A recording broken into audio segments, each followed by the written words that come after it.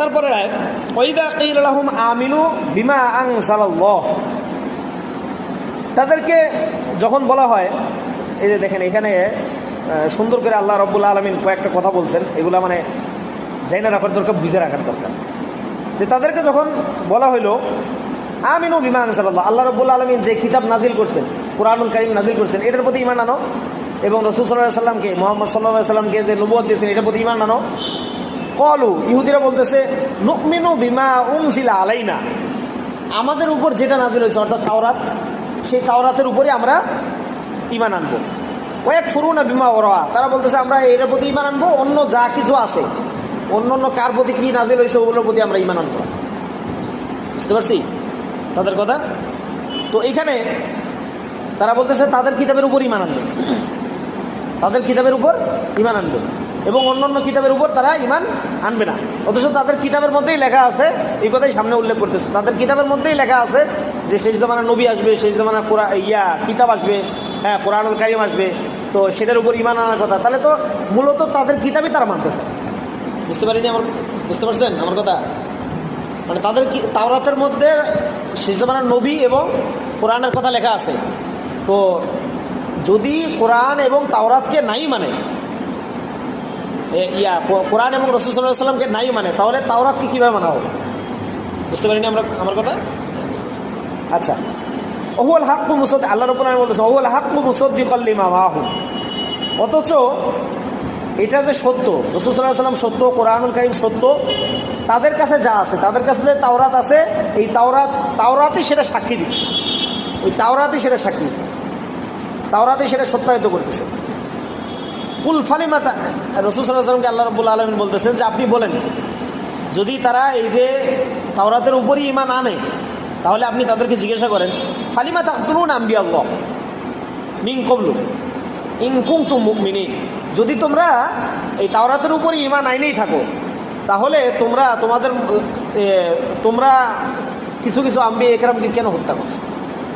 তোমরা কিছু নবীকে কেন হত্যা করছো যদি তাওরাতের প্রতি ঈমানই তোমাদের থাকে? তারপরে ওয়ালাকাদ জাআকুম মূসা বিল বায়িনাতি সুম্মা ইত্তাখাযতুমুল ইজলা মিন বাদিহি ওয়া আনতুম যালিমুন, এবং মূসা আলাইহিস সালামকে আল্লাহ রাব্বুল আলামিন অনেক মুজিজা দিয়েছেন। ওই লাঠি দিয়ে সমুদ্রে বাড়ি মারছে, তারপরে আবার পাথরের মধ্যে বাড়ি মারছে, অনেকগুলো ঝর্ণা হয়ে গেছে, এরকম অনেক বড় বড় মুজিজা মূসা আলাইহিস সালাম দেখাইছেন। সুম্মা, তারপরেও এই এত মুজিজা দেখানোর পরে, এই যে সমুদ্রের মধ্যে রাস্তা হয়ে যায়, এটা কোনো সাধারণ বিষয়, মানে এত বড় মুজিজাই বনি ইসরাইল দেখার পরেও, তারপরেও তারা এই যে মূসা আলাইহিস সালাম ওই যে 40 দিনের জন্য ওই যে তুর পাহাড়ে গেছে আল্লাহ রাব্বুল আলামিনের কাছে কিতাব নিতে, এরা মানে বাছুরের পূজা শুরু করে দিয়েছে। তো এটা একটা অবাধ্যতা না? এই যে মূসা আলাইহিস সালাম, যে মূসা আলাইহিস সালামকে আল্লাহ রাব্বুল আলামিন বলতেছেন যে মূসা আলাইহিস সালামের কাছে আমি অনেক মুজিজা দিছি, তারপরেও তোমরা এই গোবৎসর কেন পূজা করতে গেলে? ওয়াংতুম যালিমুন, অথচ ওয়াংতুম যালিমুন, ওই অবস্থায় তোমরা জালেম ছিল, তোমরা মানে জুলুম করেছো। আল্লাহ রাব্বুল আলামিন এত মুজিজা দিছে, এত নিয়ামত দিছে, তারপরও তোমরা এই আল্লাহ রাব্বুল আলামিনের ছাইরা এই গুরুকে পূজা করতে গেছো, গুরুর বাছুরকে পূজা করতে গেছো। আচ্ছা, তারপরে আরেকটা কথা, ওয়াইদ আখাযনা মিসাকাকুম ওয়া রাফা'না ফাওকাকুমুত তুর, এবং যখন আমি তোমাদের নিকট, স্মরণ করো ওই সময়ের কথা যখন আমি তোমাদের নিকট ওয়াদা নিয়েছি যে তাওরাত পরিপূর্ণভাবে ইহুদিরা মানবে। এটা মূসা আলাইহিস সালামের ঘটনার কথা, ওই সময়ের কথা মানে এদেরকে স্মরণ করাই দিচ্ছে। মিসাকাকুম ওয়া রাফা'না ফাওকাকুমুত তুর, তোমাদের নিকট আমি ওয়াদা নিয়েছিলাম যে তোমরা তাওরাত মানবা, তোমরা মানতে চাও নাই, তারপরে তোমাদের মাথার উপর ওই যে বলছিলাম না, আগে আলোচনা করছিলাম না, পাহাড় উপরে মাথার উপর তুলে ধরছিল। খুযু মা আতাইনাকুম বিকুওয়াতিন ওয়াসমাউ, এবং তোমরা এই তাওরাতকে গ্রহণ করো এবং এর উপর আমল করো এবং এর তেলাওয়াত শোনো। আল্লাহ রাব্বুল আলামিন বলতেছেন যে এইটা ওই পাহাড়কে মাথার উপর তুইলে ওই তখন বলছিলাম যে তোমরা এটাকে গ্রহণ করো, এটার প্রতি ঈমান আনো, এটা অনুযায়ী আমল করো, হ্যাঁ, এবং এটার তেলাওয়াত শোনো। ক্বালু, তখন এরা বলছিল সামিআনা, আমরা শুনলাম, আমরা মেনে নিলাম, মুখে মুখে বলছে, ওয়া আসইনা, এবং অন্তর দ্বারা বলছে যে না আমরা মানি না। ওই সময় পাহাড় মাথার উপর উঠাই দিছে, হ্যাঁ, বনি ইসরাইল জাতি পাহাড় মাথার উপর উঠে দিছে, এত বড় আযাব নাকি না জানি পাহাড় মাথার উপর পড়ে যায়।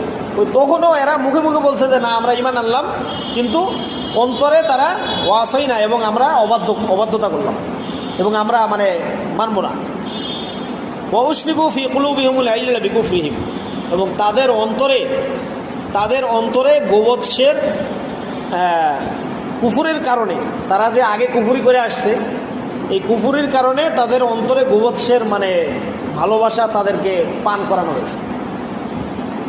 এই জন্যই তারা এই মানে আল্লাহ রাব্বুল আলামিনের কিতাবকেও গ্রহণ করতে যাচ্ছে না, হুকুমকেও গ্রহণ করতে যাচ্ছে না, ওই গোবৎসের পূজা করতে গিয়েছিল।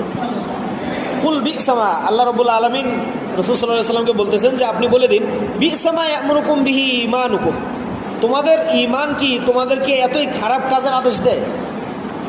রাসূল সাল্লাল্লাহু আলাইহি ওয়াসাল্লামকে আল্লাহ রাব্বুল আলামিন বলতেছেন যে আপনি এই ইহুদিদেরকে বলেন যে তোমাদের ঈমান কি তোমাদেরকে এতই খারাপ কাজ করার আদেশ দেয়? যদি তোমরা মুমিনই হয়ে থাকো, অর্থাৎ এই যে তাওরাতের বিরোধিতা করতেছো, আর তোমাদের বাপদাদা যারা ছিল তারা এই তাওরাত মানছে মানে নাই, মন চাইছে মানছে, মন চাইছে মানে নাই, তারপরে আবার নবীদেরকে হত্যা করছে, ঠিক আছে,